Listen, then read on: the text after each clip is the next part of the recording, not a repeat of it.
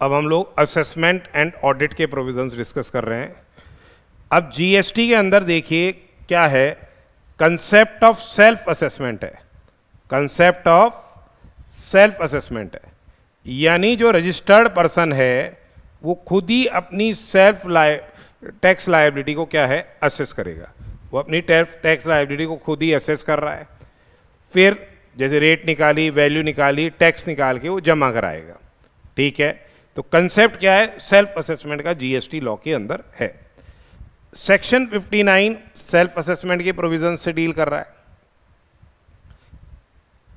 ठीक है, पर अगर आप गुड्स या सर्विसेज का क्लासिफिकेशन नहीं कर पा रहे हो या वैल्यूएशन नहीं कर पा रहे हो, तो फिर क्या है, सेक्शन 60 के अंदर अपने क्या है, प्रोविजनल आप असेसमेंट करा सकते हो। प्रोविजनल असेसमेंट करा सकते हो। फिर आ रहा है 61 में, 61 के अंदर जो रिटर्न्स हैं उनकी क्या है, स्क्रूटनी की जा रही है। रिटर्न्स जो अपन ने फर्निश किए हैं उनकी क्या है, स्क्रूटनी की जा रही है। They will scrutinise the return कि आपने जो सेल्फ असेसमेंट किया है वो सही है या नहीं है। 62 के अंदर जो नॉन फाइलर्स हैं उन लोगों का बेस्ट जजमेंट असेसमेंट हो रहा है। किन लोगों का, नॉन फाइलर्स का। नॉन फाइलर्स का बेस्ट जजमेंट असेसमेंट है। 63 में जो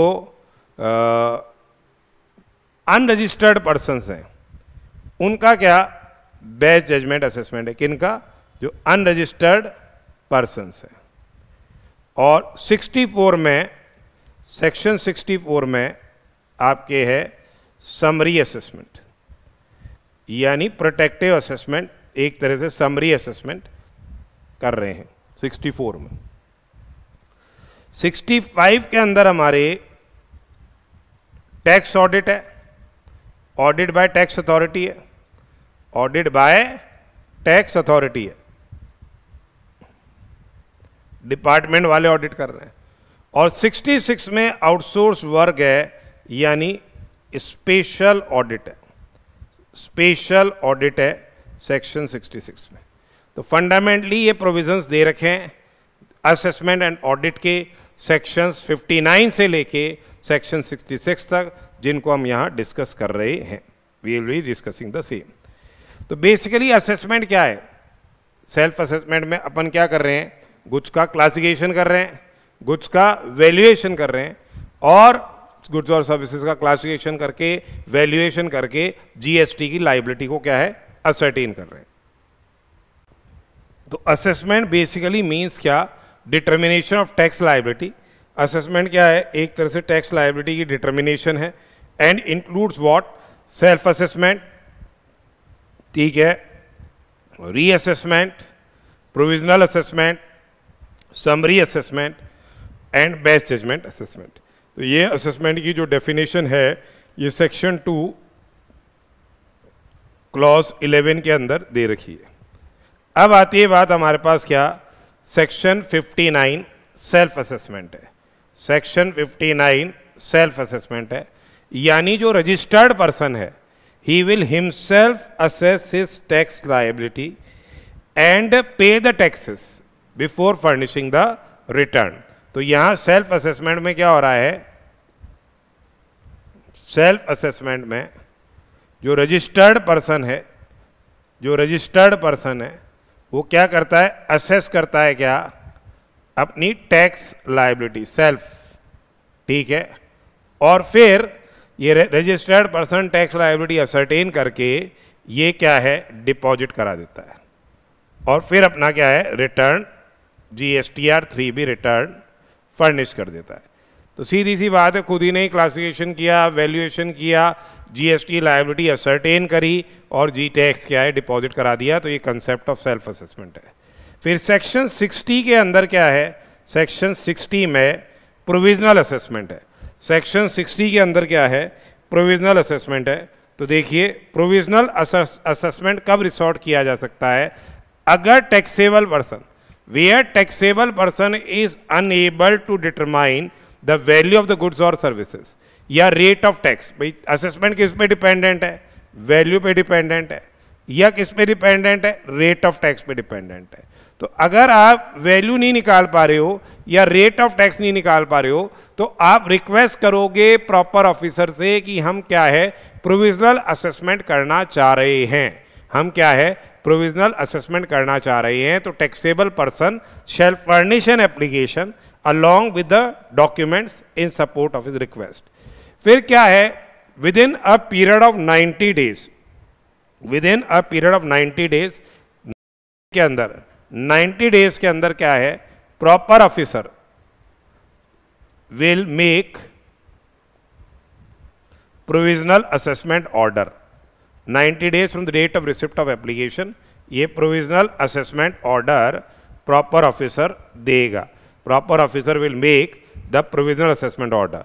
ये प्रॉपर ऑफिसर क्या है, प्रोविजनल असेसमेंट ऑर्डर देगा within a period of 90 days. The proper officer after calling for additional information and documents if required issue an order, ये provisional assessment order है, indicating value और the rate or both on the basis of which assessment is to be allowed on provisional basis and the amount of say bond and security which is required to be executed। तो अपने को क्या है, provisional assessment कराने के लिए bond भरना पड़ेगा कि जो एस्टिमेटेड फाइनल ड्यूटी हो सकती है, एस्टिमेटेड फाइनल जो टैक्स हो सकता है और जो प्रोविजनल टैक्स है, इसके अंतर का आपको क्या है बॉन्ड भरना पड़ेगा। ठीक है, इसके अंतर का आपको क्या है बॉन्ड भरना पड़ेगा। ठीक है, और सिक्योरिटी देनी पड़ेगी not exceeding 25% of the bond amount, ये सिक्योरिटी देनी है। फिर जो है ये असेसमेंट को फाइनलाइज किया जाएगा, असेसमेंट को फाइनलाइज किया जाएगा 6 महीने के अंदर। 6 महीने के अंदर प्रोविजनल असेसमेंट के 6 महीने के अंदर, जब प्रोविजनल असेसमेंट का ऑर्डर आया उससे 6 महीने के अंदर असेसमेंट को क्या है फाइनलाइज किया जाएगा। ये 6 महीने का पीरियड एक्सटेंड हो सकता है फर्दर 6 महीने, किसके द्वारा, जॉइंट कमिश्नर या एडिशनल कमिश्नर के द्वारा, और 4 साल किसके द्वारा, कमिश्नर के द्वारा फर्दर एक्सटेंड हो सकता है कमिश्नर के द्वारा। तो टोटल पीरियड जो प्रोविजनल रहेगा मैक्सिमम वो कितने साल तक रह सकता है, 5 साल तक प्रोविजनल असेसमेंट रह सकता है। मैक्सिमम क्या रहेगा, 5 साल तक प्रोविजनल असेसमेंट रहेगा। अब क्या होएगा उसके बाद देखिए, अगर फाइनल टैक्स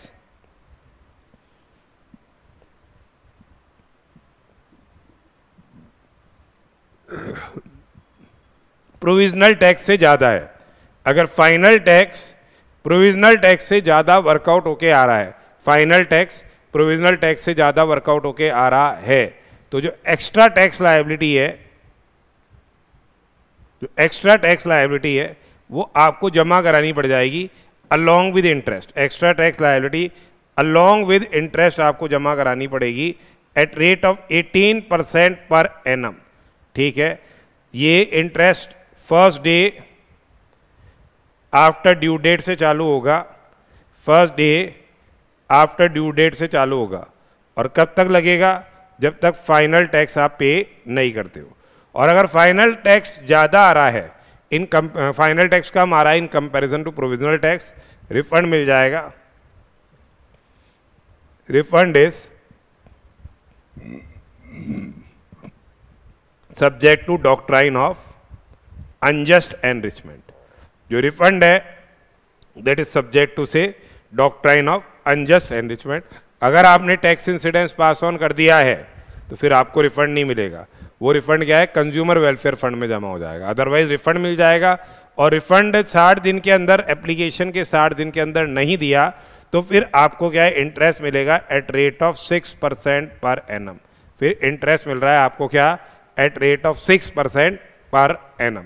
तो फंडामेंटली यहाँ पे जो इंटरेस्ट की कैलकुलेशन के प्रैक्टिकल क्वेश्चन आप करिएगा, इंपॉर्टेंट है। प्रोविजनल असेसमेंट में इंटरेस्ट की कैलकुलेशन के आपके प्रैक्टिकल क्वेश्चन आ सकते हैं।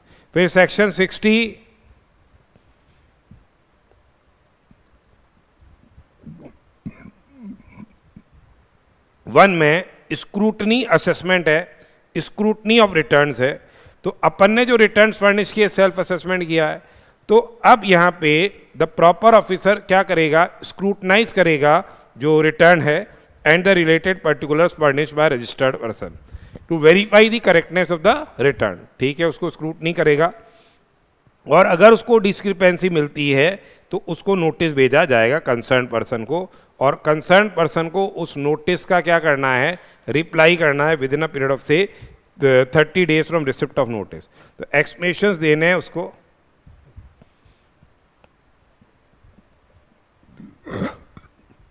With in 30 days of receipt of notice explanation दे रहे हैं। अगर उसने एक्सप्लेनेशन नहीं दिए या फिर एक्सप्लेनेशन उसके सेटिस्फैक्ट्री नहीं थे तो क्या हो सकती है, 65 की ऑडिट हो सकती है उसकी,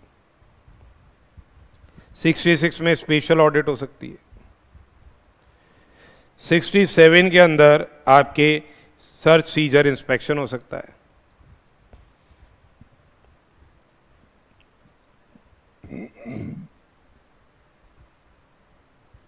73 और 74 के शो कॉज नोटिस क्या है, जारी किए जा सकते हैं, ये एक्शन लिया जा सकता है। ठीक है, सेक्शन 62 है जो डील कर रहा है best judgment assessment. Section 62 deal कर रहा है best judgment assessment of the non filers of return.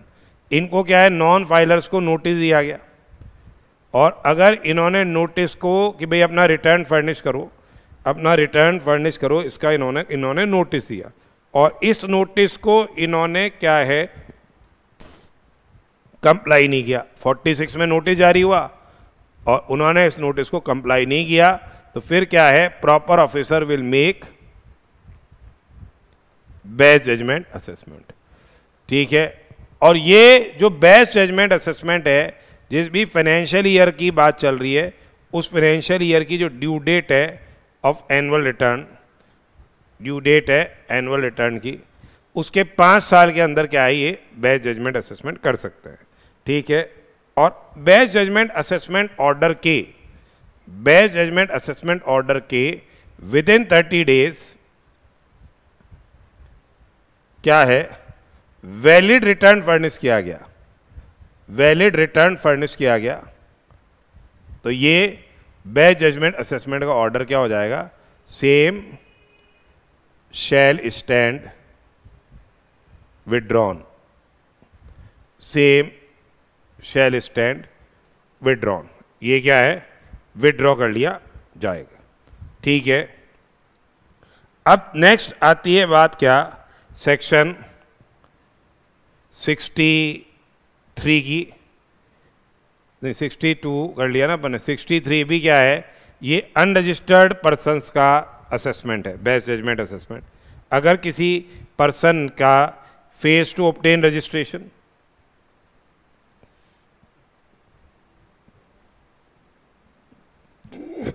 या उसका क्या है, रजिस्ट्रेशन क्या हो गया, कैंसल हो गया, तो उस केस के अंदर उसको क्या है, नोटिस भेजा जाएगा और फिर उसका क्या है, 15 दिन के अंदर वो रिप्लाई नहीं करता है टू द नोटिस, फिर उसका क्या है, बेस्ट जजमेंट असेसमेंट ऑर्डर किया जाएगा, और ये भी कितने टाइम के अंदर, सेम 5 साल की यहाँ भी टाइम लिमिट है।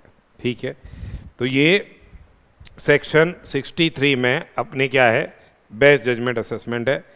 तो यहाँ पे before making the best judgment assessment क्या करेगा, proper officer shall issue a notice giving the concern person an अपॉस्ट्री of being heard on the grounds, propose grounds of making the best judgment assessment. ठीक है, उसके बाद देखिए ये कह रहे हैं कितने टाइम के अंदर best judgment assessment order pass किया जा रहा है, वही 5 साल best judgment assessment order pass किया जा रहा है, 5 ईयर्स के अंदर।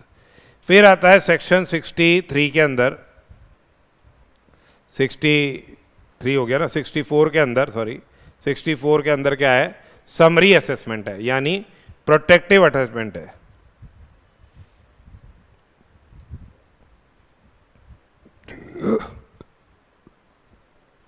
ये प्रोटेक्टिव असेसमेंट किया जा रहा है to protect the interest of revenue. ये प्रोटेक्टिव असेसमेंट क्या है, ये किया जा रहा है to protect the interest of revenue, यानी summary assessment can be resorted to protect the interest of revenue with the previous permission of say additional commissioner या joint commissioner. यहाँ previous permission किसकी रहेगी?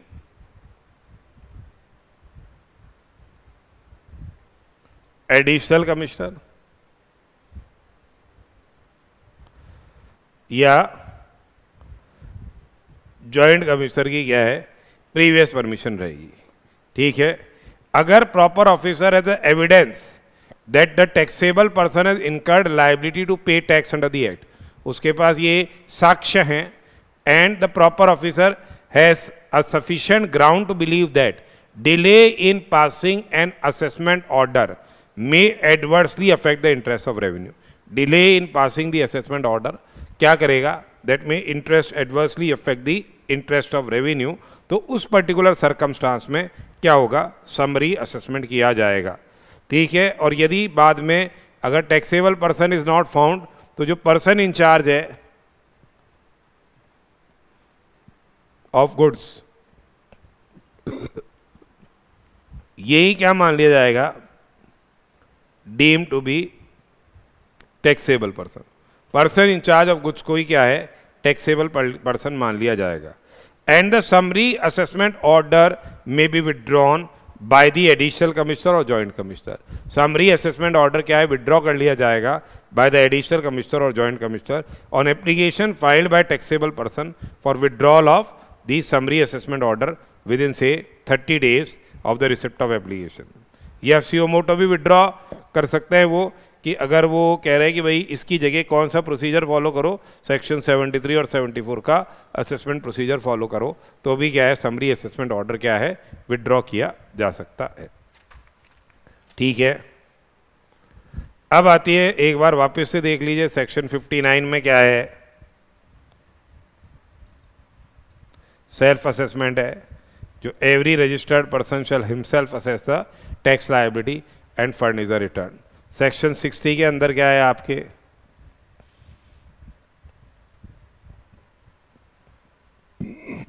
प्रोविजनल असेसमेंट है, यानी if the person is unable to determine the value of supply and rate of tax, तो फिर क्या हो जाएगा? प्रोविजनल असेसमेंट के लिए वो रिक्वेस्ट करेगा, पेमेंट करेगा tax on provisional basis and execute a bond and furnish security not exceeding 25% of the bond amount. ठीक है, फिर फाइनलाइज हो जाएगा असेसमेंट कितने टाइम के अंदर? फाइनलाइज हो जाएगा assessment within 6 months from the date of the communication of the order.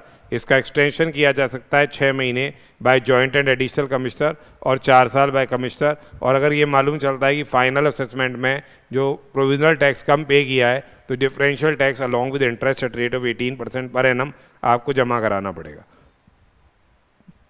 और अगर एक्सेस पे कर दिया है तो रिफंड मिल जाएगा। Refund subject to doctrine of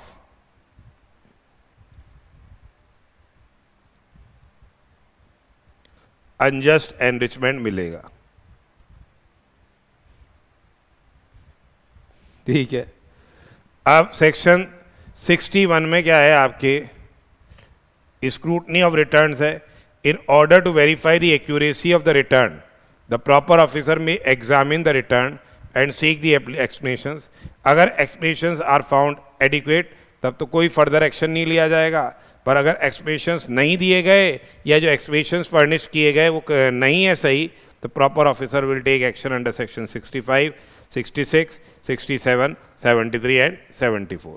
non filers का रिटर्न का उनको क्या है? बेसिकली नोटिस भेजा गया सेक्शन 46 में कि अपना रिटर्न फर्निश करो, फिर भी नहीं किया, तो फिर proper officer will assess the tax liability of the tax liability of tax within a period of 5 years from the date of the due date of furnishing of the annual return. ठीक है, unregistered person, जो person unregistered है या जिनका registration cancel हो गया है, तो proper officer to the best of his judgment may issue an assessment order within say 5 years from the date specified under 44 for the furnishing of the annual return. एक है summary assessment, that is if the proper officer may issue an assessment order imposing liability on a person based on evidence showing the tax liability, and if the person to whom liability pertains अगर ascertainable नहीं है, तो person in charge क्या है? goods का owner जो है वही क्या है? टैक्सेबल पर्सन मान लिया जाएगा। अगर बाद में मालूम चलता है कि जो ऑर्डर इन्होंने समरी का दिया, प्रोटेक्टिव असेसमेंट का जो ऑर्डर दिया, या तो ये एरनियस है, तो ये प्रॉपर ऑफिसर क्या है, खुद ही विड्रॉ करके फिर सेक्शन 73 और 74 के शो कॉज नोटिस और टैक्स डिमांड रेज करेगा। तो ये तो असेसमेंट की बात हुई हमारी।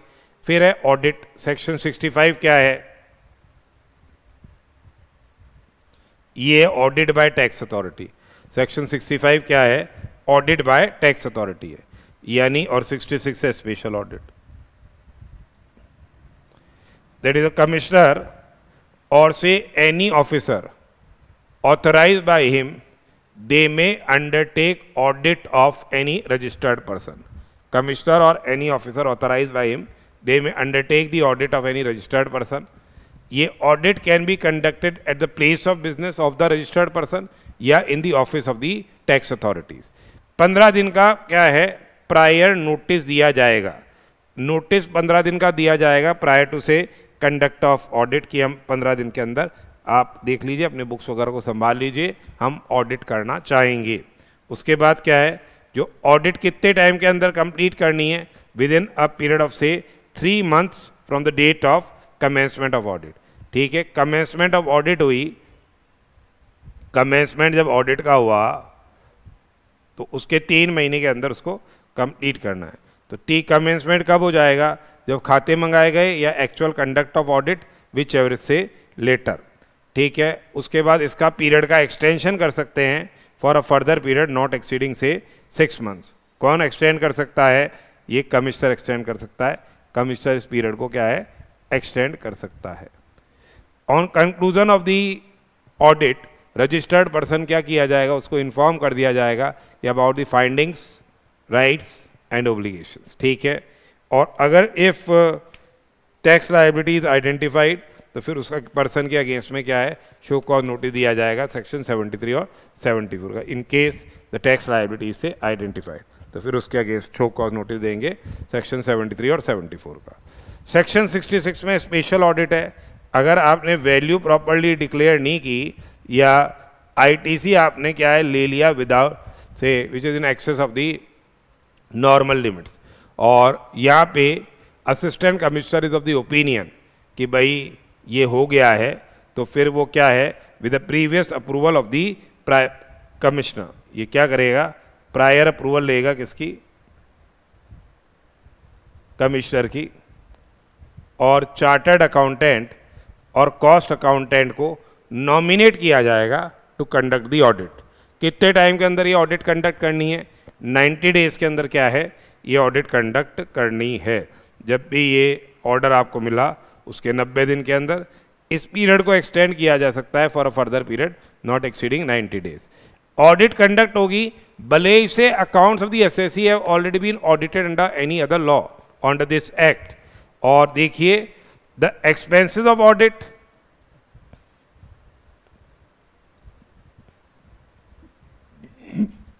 एंड जो रेम्यूनरेशन है चार्टर्ड अकाउंटेंट का या कॉस्ट एंड मैनेजमेंट अकाउंटेंट का, is to be borne by department. और कोई भी एक्शन लेने से पहले, before taking any action, on basis of audit report, क्या है, जो ऑडिटी विल बी गिवन, ऑडिटी को क्या है, रीजनेबल अपॉर्चुनिटी देनी पड़ेगी, reasonable opportunity of being heard. ठीक है, और if the same results in demand of tax, तो फिर क्या हो जाएगा, the same shall be recovered under section, show cause notice या जारी किया जाएगा 73 और 74 का, और फिर क्या है, रिकवरी की जाएगी। तो ये अभी अपन ने क्या है, छोटा सा चैप्टर पर एग्जाम में आ सकता है, इसमें ऑडिट वगैरह के प्रोविजनल असेसमेंट में इंटरेस्ट की लायबिलिटी, ये आप अच्छे से करके चले जाइएगा। बेसिकली स्पेशल ऑडिट आउटसोर्स हो गई एक तरह से, जैसे 142 2A है वैसे ही है ये। आपने वैल्यू प्रॉपरली डिक्लेयर नहीं की, या फिर क्या है, आपने आईटीसी जो अवेल किया है the same is not within the normal limits, तो assistant commissioner with the prior approval of the commissioner ये स्पेशल ऑडिट क्या है, डायरेक्ट करेगा। तो ये अभी अपन ने इसके प्रोविजंस क्या है डिस्कस किए हैं।